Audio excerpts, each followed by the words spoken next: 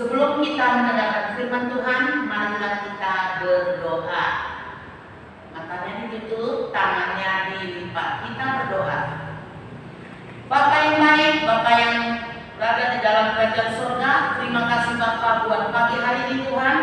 Kami anak-anak sekolah minggu, baik kelas kecil, besar dan remaja, datang ke hadapan Tuhan, mengucap syukur dan terima kasih buat hari ini Bapa, di mana Engkau masih memberikan kesehatan, kekuatan bagi kami, sehingga kami boleh bersekutu, memuji, memuliakan nama-Mu. Bapa yang baik, sebentar kami akan mendengarkan sebagian daripada firman-Mu.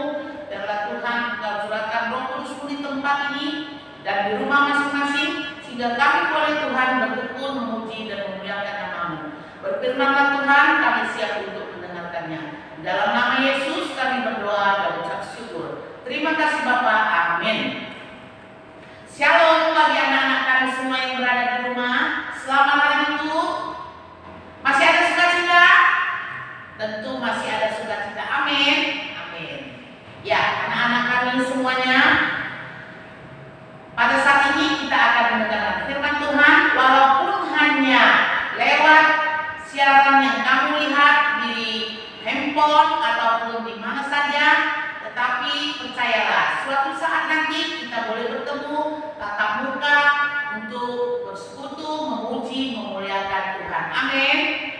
Ya, amin. Walaupun keadaan situasi sekarang yang tidak mengizinkan, tapi firman Tuhan tetap hidup di dalam hati kita masing-masing. Amin. Ya, sebelum kita lebih jauh mendengarkan firman, baiklah kita terlebih dahulu membaca firman Tuhan pada hari ini, yaitu dari Markus 13 ayat 33 sampai 37. Demikianlah firman Tuhan. Ayo, anak-anak yang berada di rumah semuanya boleh membuka Alkitab dari Markus 13 ayat 33 sampai 37. Demikianlah firman Tuhan. Hati-hatilah dan berjaga-jagalah, sebab kamu tidak tahu bila manakah waktunya Tuhan. Dan halnya sama seperti seorang yang bepergian, yang meninggalkan rumahnya dan menyerahkan tanggung jawab kepada hamba-hambanya masing-masing dengan tugasnya, dan memerintahkan penunggu pintu supaya berjaga-jaga. Karena itu, berjaga-jagalah, sebab kamu tidak tahu bila manakah tuan rumah itu pulang menjelang malam, atau tengah malam, atau larut malam, atau pagi-pagi buta. Supaya kalau dia tiba-tiba datang, jangan kamu didapatnya sedang tidur. Apa yang mau katakan kepadamu, katakan kepada semua orang, berjaga-jagalah. Demikianlah firman Tuhan. Anak-anak kami semuanya, kamu tahu, menunggu itu adalah waktu yang sangat membosankan. Siapa yang pernah menunggu? Misalnya menunggu mamanya pulang dari pajak yang menjanjikan untuk membawakan makanan, atau anak-anak kami remaja mungkin menunggu waktu-waktu detik-detik mendapatkan hasil rapor naik atau tinggal kelas. Dengan perasaan yang bagaimana? Perasaan yang begitu deg-degan, berdebar, ataupun gelisah. Ya, semua bercampur aduk. Makanya dikatakan menunggu itu adalah waktu yang sangat membosankan. Ada satu cerita kepada anak-anak kami semua yang ada di rumah, khususnya anak-anak kelas besar. Ada satu cerita yang akan ibu sampaikan kepada kamu. Adalah seorang bapak. Bapak ini pergi bekerja. Tapi waktu dia bekerja itu mau pergi, dia bercerita kepada anak-anaknya. Dikatakannya kepada anaknya yang paling besar, nanti kamu Jangan kemana-mana, karena Bapak nanti pulang akan membawakan oleh-oleh untukmu. Ya, dengan semangatnya anak itu menunggu bapaknya, menanti-nantikan kepulangannya, dan tiba-tiba dia sangat membosankan menunggu bapaknya. Akhirnya dia bagaimana? Ya, dengan tidak sadar rasa ngantuk itu datang. Akhirnya dia tertidur pulas sampai tidak sadarkan diri. Beberapa waktu kemudian, di waktu dia tertidur lelap, bapaknya datang. Kenapa? Dia tidak tahu, karena dia tertidur. Jadi waktu bapaknya datang, rupanya bapaknya datang, keadaan keretanya itu tidak bunyi. Kenapa? Ternyata ban dari sepeda motor bapaknya itu kempes, sehingga bapaknya waktu membawa keretanya pulang hanya dengan mendorong dengan capeknya. Sesampainya dia di rumah, diketuk-ketuknya pintu, anaknya tidak bangun. Sampai lama sekali dia menggedor-gedor rumahnya, barulah si anak itu bangun. Nah, dari cerita ini kita lihat bagaimana sikap anak tersebut. Ya, anak tersebut telah melanggar apa yang dinyatakan atau disuruh oleh bapaknya. Kenapa dikatakan melanggar? Karena dia tertidur.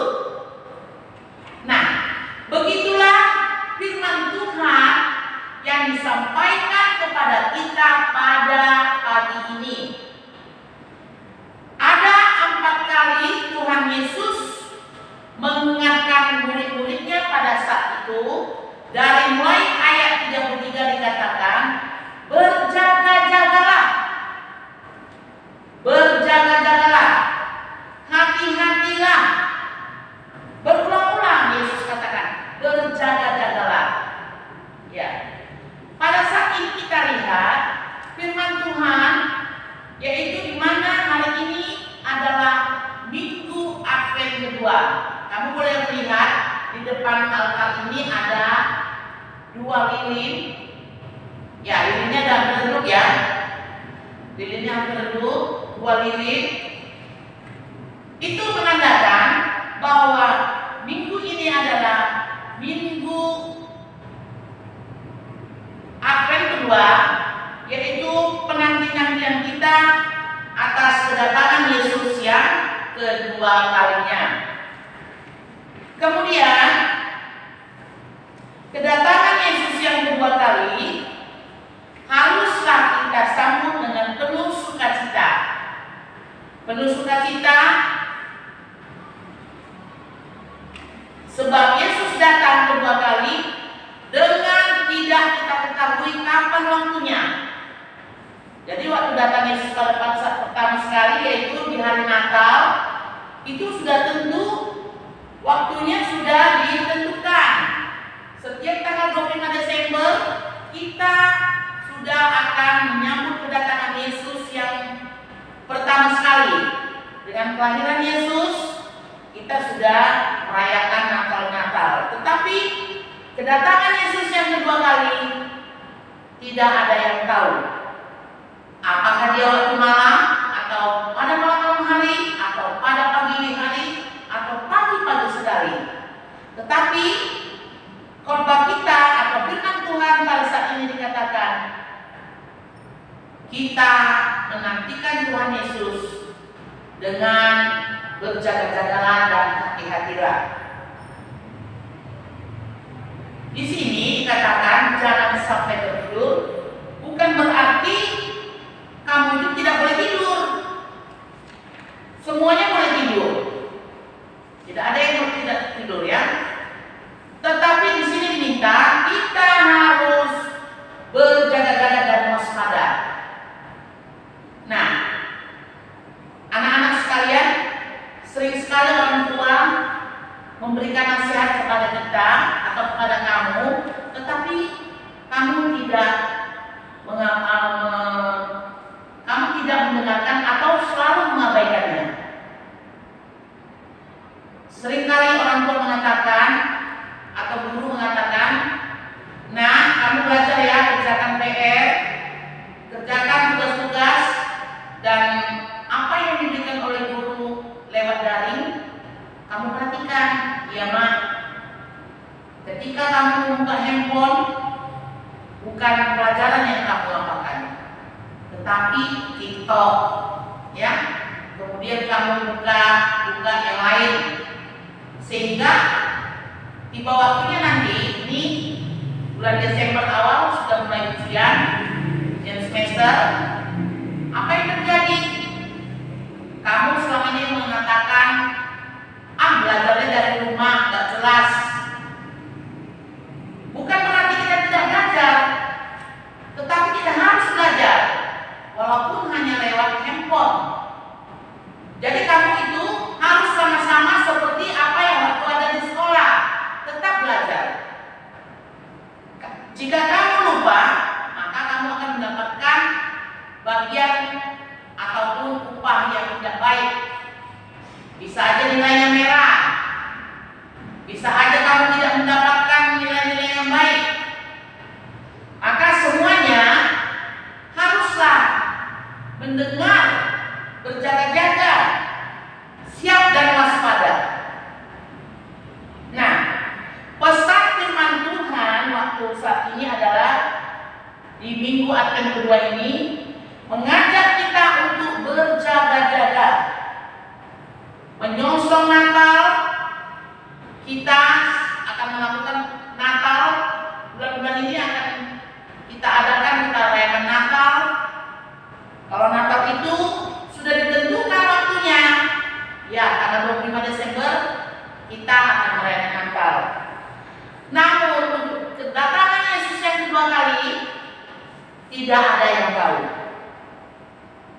Ya, tidak ada yang tahu. Kita hanya diminta untuk berjaga-jaga dan bersiap-siap. Ya, anak-anak kami sekalian yang berada di rumah, berjaga-jaga dan bersiap-siap maksudnya bagaimana? Ya, kita harus tetap berdoa. Biar jangan apa? Biar jangan lalai, biar jangan lupa. Kita harus siap-siap terus. Jangan waktu sekarang ini kondisi kita belajar dari rumah, kita anggap enteng, kita sepele. Ternyata belajar dari sekolah, ibadah dari gereja, sama saja dengan saat ini kita walaupun hanya lewat handphone, walaupun hanya lewat daring, itu sama. Jangan sekali-sekali kita mengabaikan, terlalu santai, walaupun selama ini kan enaklah di rumah aja, main-main bisa di rumah dengan adik-adik di rumah. Tidak, belajar tetap, berdoa tetap, baca firman Tuhan tetap. Karena di dalam firman Tuhan pada saat ini katakan, waspadalah, berjaga-jagalah, karena kedatangan Tuhan Yesus tidak terduga. Bagi orang bodoh, kedatangan Yesus yang kedua kali dinyatakan seperti kedatangan pencuri. Tetapi bagi orang-orang percaya, kedatangan Yesus yang kedua kali disambut dengan sukacita dan kesetiaan kita. Ya, dengan sukacita dan kesetiaan kita. Karena apa? Kita isilah hari-hari kita dengan setia dan penuh rasa cinta. Kedatangan Yesus pasti akan tiba saatnya. Kita harus tetap bangun dan terjaga. Seperti lagu yang kita lihat di dalam lagu-lagu kita pada saat kita mengadakan ibadah di gereja, banyak lagu-lagu yang menyatakan lagu-lagu setia-setialah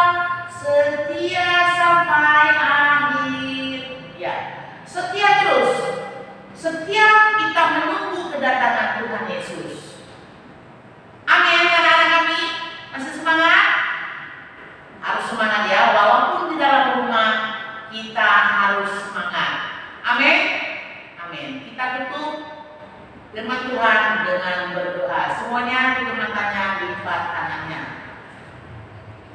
Terima kasih Bapa buat firman-Mu di pagi ini yang mengingatkan kami Tuhan atas kedatangan-Mu Bapa yang kedua kali. Engkau Tuhan menyatakan kami harus berjaga-jaga, waspada dan hati-hati. Dan biarlah kami Tuhan tidak tertidur iman kami Bapa. Biarlah Bapa di masa-masa COVID-19 ini Tuhan, firman-Mu tetap berkobar dalam kehidupan kami. Biarlah anak-anak sekolah minggu juga Tuhan setia Bapa untuk membaca firman Tuhan di rumah. Walaupun ibadah, belajar semua dinyatakan atau dilakukan lewat di rumah saja. Tuhan Yesus, kondisi keadaan kami pada saat ini Tuhan, kami percaya Tuhan pasti pulihkan. Kami percaya Tuhan suatu saat nanti Bapa, kami boleh lagi berkumpul di gereja ini Bapa untuk mendengarkan firman-Mu. Tuhan Yesus, biarlah Tuhan Yesus memberkati kehidupan kami, rumah tangga, lepas rumah tangga. Biar juga Tuhan, anak-anak sekolah minggu boleh taat kepada peraturan, setiap melangkah kemana saja Bapa, tetap menggunakan masker. Karena Engkau Tuhan atau Roh Kudus-Mu Bapa yang mengingatkan kami, sehingga kami tetap mendengar apapun yang diaturkan di dalam kehidupan kami. Di dalam nama Yesus kami berdoa dan mengucap syukur. Terima kasih Bapa. Amin.